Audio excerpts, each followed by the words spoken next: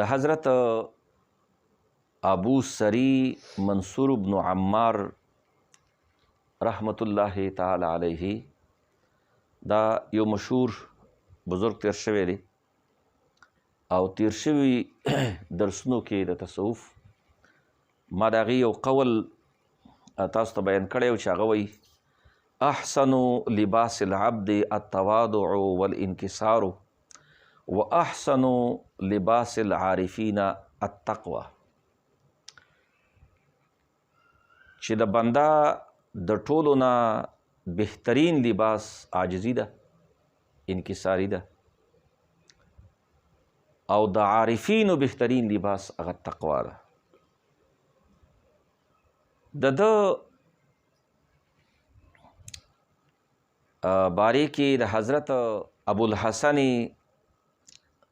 شعرانی رحمت الله تعالی علیه دا یو لوی هستی ده. هغه د دې حضرت منصور بن عمار رحمت الله تعالی علیه د وصال نه پس دا په خوب کې ګوري او د هغې نه تپوس کوي چې ستا سره الله تعالی کومه معامله وکړه.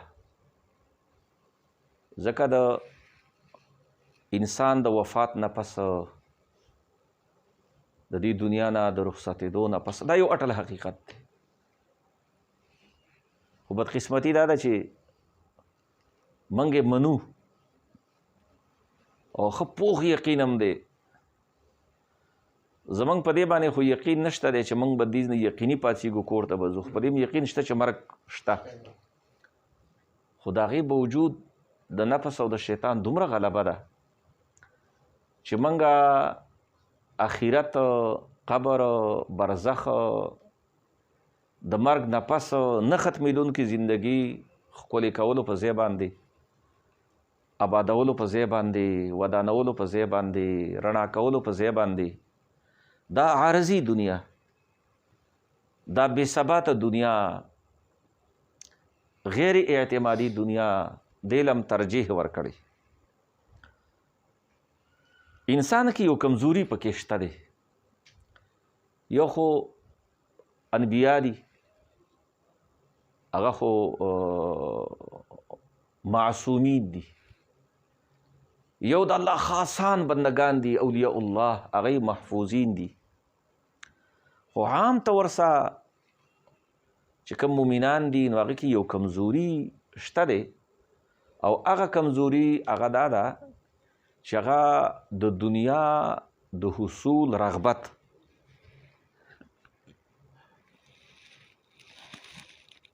بس دا یو فطرت کې خدای پاک پیدا کړی دی، نو یو فطري چیز دی او انسان د خپل فطرت ته نشي وتی. او د دې تکلیف دارومدار هم په دې باندې دی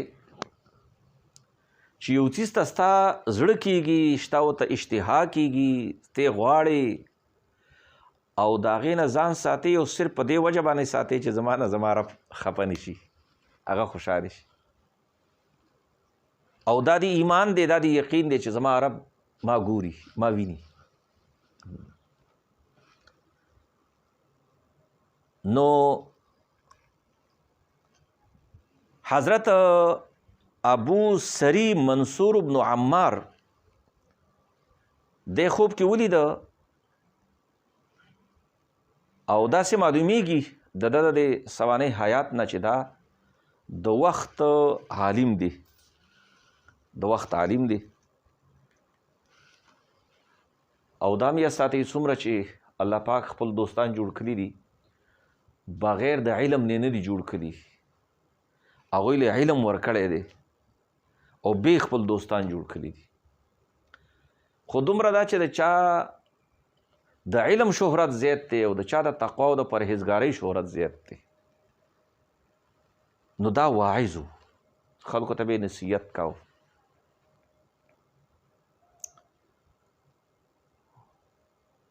چې دنیا کې ډېر رغبت مه ساتئ، دنیا سره ډېر محبت مه کوئ. د دنیا عارضي زندگی ده او ماڼۍ څه له جوړوي، اخر به کوچ کې او دومره بس دی چې پتا څڅېږي نه. خو دلته به یو خبره یاد ساتئ یو د زړه کې رغبت دننه رغبت وجود دی، یو زړه کې چې کوم رغبت دی هغې له عملي شکل ورکول دي. د دواړو کې فرق دی. یو په زړه کې د ګناه خیال دی او یو عملاً هغه ګناه کولو دپاره اقدامات دي. دا دوه مختلف څیزونه دي. که ستا په زړه کې د ګناه خیل تیریږي، د ګناه اراده تیریږي، د ګناه چاهت تیریږي، د ګناه اشتها پیدا کیږي او هغې ګناه کولو دپاره ته منصوبه جوړې، د هغې ګناه کولو دپاره ته عملی شکل ورکې، هغې دپاره عملی اقدامات کې او بیا د هغې دپاره سوچ کې چې څه طریقه اختیار کما، نو دا زړه کې دا منصوبه د ګناه کتا ګناه نم ده کړې، دا قابل مؤاخذه ده. یحاسبکم به الله، د قیامت په ورځ باندې به الله پاک ستاسو په دې باندې حساب کوي. یو دا ده چې د ګناه خواهش د زړه کې موجود دی، هغه هر څنګه چې ګناه ده، ځکه د ګناهونو نوعیتونه ډېر دي، قسمونه ډېر دي. الله تعالی موږ د دنیا کې پیدا کړي وو، نو سم ابتلا کې پیدا کړي. د ګناهونو طرف ته رغبت د دنیا کې داسې موجود دی. زه کله کله ملګرو ته وایم لکه بنده چې په د اوبو په ډنډ کې او په سمندر کې دن نه پاتې کېږي، نو چې دن نه پاتې کېږي نو د اوبو نه به څنګه اوچ پاتې کېږي. داسې د دنیا هغه خواهشات او دې حده پورې د انسان فطرت دی. زموږ سره یو شیخ صاحب ډېر الله پاک دې وبخي او الله پاک دې وله جنت فردوس ورکي. نو یو ځل یې ما ته ویل چې استاد جي یو مشوره درڅخه کومه، وایي رازدارۍ کې راته ویل، وایي ځان خسي کومه چې زما د نامحرمو ښځو ته د کتلو چې کوم خواهش دی چې دا ختم شي. نو ما شیخ صاحب داسې مه کوه، دا ګناه ده. کمال عبدیت دا دی، کمال بندگی دا ده چې پتا کې د ګناه کولو خواهش موجود وي او د ګناه نه ځان وساتې. دا څه کمال نه دی چې ته غلا نشي کولی وی چې ما غلا نه ده کړې، رشوت نشي اخیستی، موقع نه میلاویږي وه زه رشوت نه اخلمه، زنا نشي کولی ته وی زه زنا نه کومه، حرام نشي کولی وی زه حرام نه کومه. نه نه نه، تا ته د زنا مواقع میلاویږي او زنا نه کې، د غلا مواقع میلاویږي او د غلا نه ځان ساتي، حرامو ته د نظر مواقع میلاویږي خو خپل نظر په کنټرول کې ساتي، د ګناه مجلس کې ناست دی، د چا غیبت روان دی او هغه کس ته ستا لګي نه، د هغې هغه بد در باندې ښه لګي چې ته یې واورې، خو ته پاسې صرف د الله د رضا دپاره چې دا غیبت دی او زه یې نه اورمه. یعنې ګناه باندې توان او طاقت لرلو باوجود د ګناه د حاصلولو هغه اسباب در سره شته دی او بې د ګناه نه ځان ساتې، دې ته ویلی کېږي عبدیت او دې ته ویلی کېږي بندګي. نو حضرت ابو سری منصور بن عمار رحمت الله تعالی علیه هغې به خلکو ته نصیحت کاو. ما چې دا د ده دا واقعه او دا قول شروع کې ولیده نو یو هفته مې دې کې سوچ کاو، پوره یو هفته. د دې بزرګانو په دې خبرو باندې پوهېدل هم ډېر ګران کار دی. زه کله کله د بزرګانو چې کوم اقوال وي متعدد ځلې ګورم، یو ځل یې وګورم، بیا وګورم، بیا وګورم،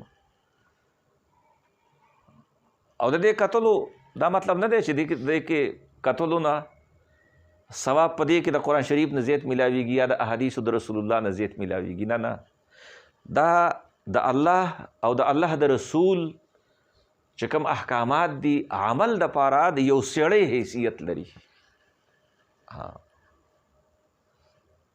اصل مقصود خو الله دی، د الله رسول دی.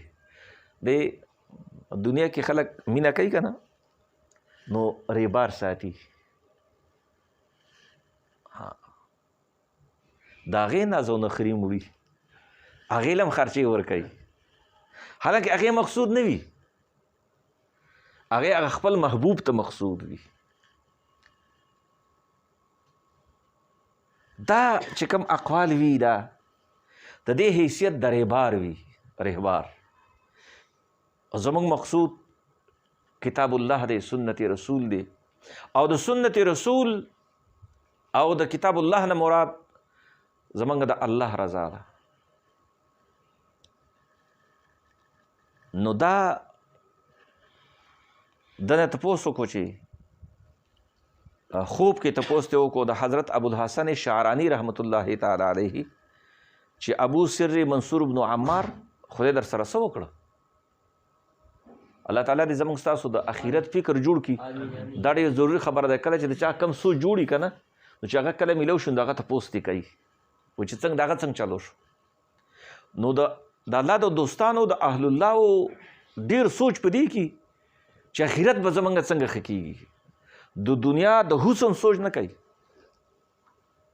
نو چې وفات شو نو اخرت ته لاړ، اوس یې خوب کې ولید، نو خوب کې ورته وایي چې اخرت کې الله څه معامله وکړه، څنګه چلو شو. نو هغه ورته وایي چې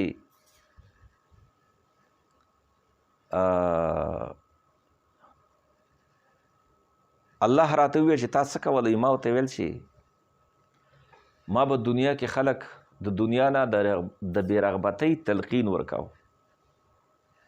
تا څه عمل کړی دی؟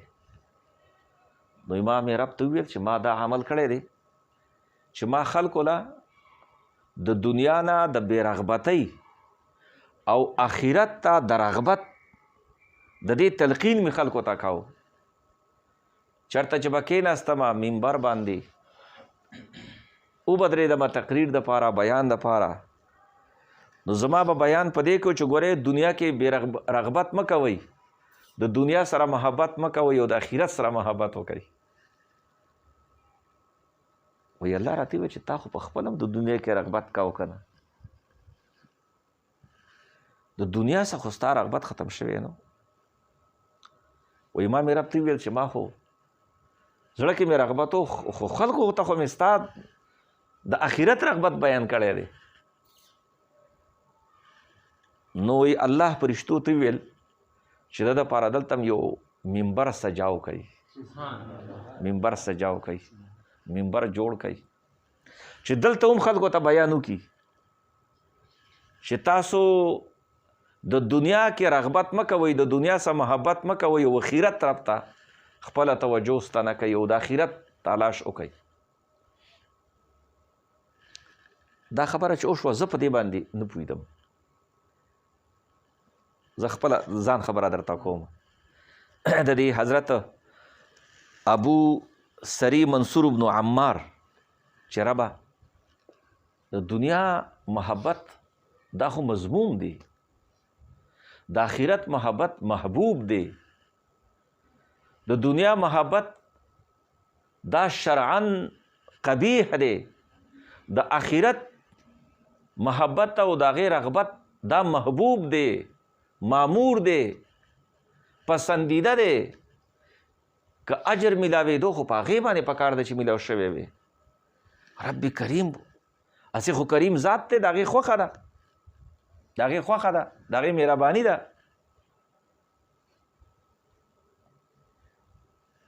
هغې باندې خو د چا څه پابندي نشته، د چا د قانون لاندې خو نه دی. خو زه په دې نه پوهېدم. د ډېر سوچ او غور و خوض نه پس په دې نتیجې باندې ورسېدم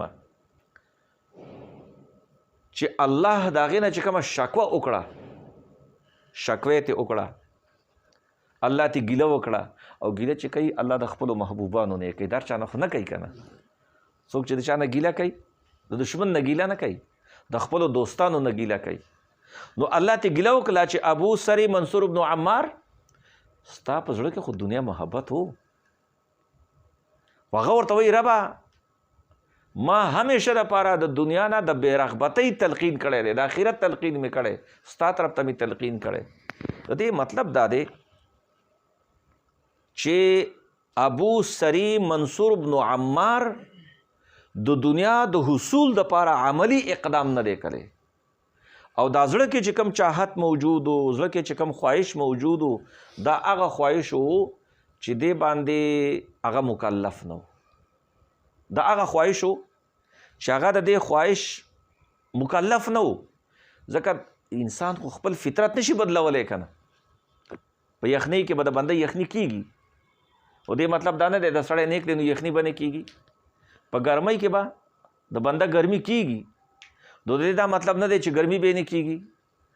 خو کو دا دی که د انسان په ګرمۍ کې ګرمي کېږي او په یخنۍ کې یخني کېږي، خو د دې یخنۍ او د ګرمۍ د وجې نه د الله تعالی چې کوم احکامات دي هغه پسې پشت ونه غورځوي، نو دا سړی کامیاب دی. نو حضرت ابو سری منصور ابن عمار الله چې کله د وفات نه پس د وصال نه پس هم کم اعزاز ورکو، نو په دې وجه باندې ورکو. دې کې زمونږ دپاره یو سبق دی، درس دی، او هغه دا دی چې زمونږه د زړونو مالک الله دی. د الله د زمونږ زړونو مالک دی. زمونږه زړه هدایت طرف ته ګرځوي که خدا نخواسته د هدایت خلاف زمونږه زړه ګرځي. لیکن زمونږ چې کوم فطرت باندې الله پیدا کړي وو، نو قرآن شریف کې خوشته که نه زین للناس حب الشهوات من النساء والبنین والقناطیر المقنطر من الذهب والفضة والخیل المسومة والانعام والحرث. د دنیا دا زیب و زینت زمونږ دپاره ښایسته کړی شوی دی، لیکن ښایسته کړی شوی خو دی، خو الله منګه سره د دې نه چې دې کې زمونږه دپاره هغه رغبت کې خودی دی، خو موږ په دې باندې مکلف یو چې موږ به د خپلې زندګۍ غرض غایت مقصودی اصلي د دنیا جاه جلال حصول نه ګرځو. دنیا کې به پاتې کېږو، خو دا دنیا به موږ د آخرت دپاره ذریعه ګرځو. او که چېرته موږ دا دنیا مقصود وګرځوله، نو بیا زمونږ او د فرعون او زمونږ او د قارون په مابین کې هیڅ فرق نشته. د تصوف او د طریقت دی چې دی باندې ډېر زیات زور کوي چې د دنیا نه بې رغبتي. دا نه وایي چې تاسو دنیا نه بهر شئ، دنیا نه به څنګه بهر کېږو؟ نه، دنیا به خپل مقصود نه ګرځئ. الله تبارک وتعالی دې موږ تاسو ټولو له د تصوف چې کوم روح دی، د تصوف چې کوم حقیقت دی، د ذکر و اذکارو چې کوم غایت دی، الله دې هغه زموږ ستاسو نصیب کی. بل یا ساتئ الله ته زموږ ستاسو د عبادت هیڅ ضرورت نشته. که دا ټول مخلوق الله ته په سجده باندې پریوځي، د خدای په خدای کې څه اضافه نه راځي. او که دا ټول مخلوق کافران شي، د الله پاک د وحدانیت نه انکار وکړي، د الله په الوهیت کې، د خدای په خدایي کې، د خدای په بادشاہي کې څه کمی نه راځي. خو که کمی راځي نو په موږ کې راځي. دا موږ چې څنګه د خدای څومره ډېر عبادت کوو، نو موږ د خپل ځان دپاره کوو. خو زما د خپلو ملګرو ته یو د دې عبادت او د اذکارو د وظایفو باره کې یو خصوصي هدایت دی. هغه دا دی چې بعضې ملګري د ضرورت نه زیات عبادت کوي یا ذکر کوي، داسې نه په کار. اعتدال حدیث پاک کې راځي، زمونږ ستاسو مدني آقا محمد رسول الله صلی الله علیه وسلم مبارک ارشاد دی، خیر الامور اوساطها. ها، خیر الامور درمیانه روی په ذکر کې هم، درمیانه روی په عبادت کې هم، درمیانه روی د شپې په تهجد کې هم، درمیان روي د قرآن شریف په تلاوت کې هم، درمیان روي په وده کېدو کې هم، درمیان روي په ورزش او واک او بهر تلو کې هم. داسې مه کوئ چې یو ځل باندې یو طرف ته شروع شئ. کم چې د طریقې سبقونه دي په هغو باندې د خپل مدرسې چې کم اسباق دي هغه نه دي متاثر کول پکار، او د مدرسې چې کم اسباق دي په هغې باندې د طریقې سبقونه نه دي متاثر کول پکار. دا ټولو په منځ کې یو اعتدال وساتئ، اعتدال وساتئ. خیر الامور اوساطها، او نارم المؤمنانو په شانته وخت تېرول پکار دي. نارم المؤمن، او داسې عبادت نه پکار چې بنده یو هفته وکړي او بل هفتې نشي کولی، یو شپې وکړي او بله شپې نشي کولی. نه، بهترین عمل هغه دی چې بندې ټول عمر کوي. 2 رکعته نفل مونځ چې کله الله توفیق درکړي کوه، خو ټول عمر کوه. یو شپه باندې چې ودرېږې ساره پورې ولاړې او بیا ناوخته وده شي، سحر مونځ هم نه پاتې شي، نو تا ته د هغې نفلو ثواب نه میلاویږي، د هغې څه فایده نه شوه، بلکې هغه ستا دپاره د ګناه سبب شو، ځکه چې ستا د پې د سحر جمع لاړه. نو الله تعالی دې موږ تاسو ټولو له خپل دین باندې، شریعت باندې عمل راکړي، او د الله صحیح عبادت او د خپل نبی مکرم محترم محتشم صلی الله علیه وسلم رښتینی او حق غلامي دی الله تعالی زموږ ستاسو نصیب کړي.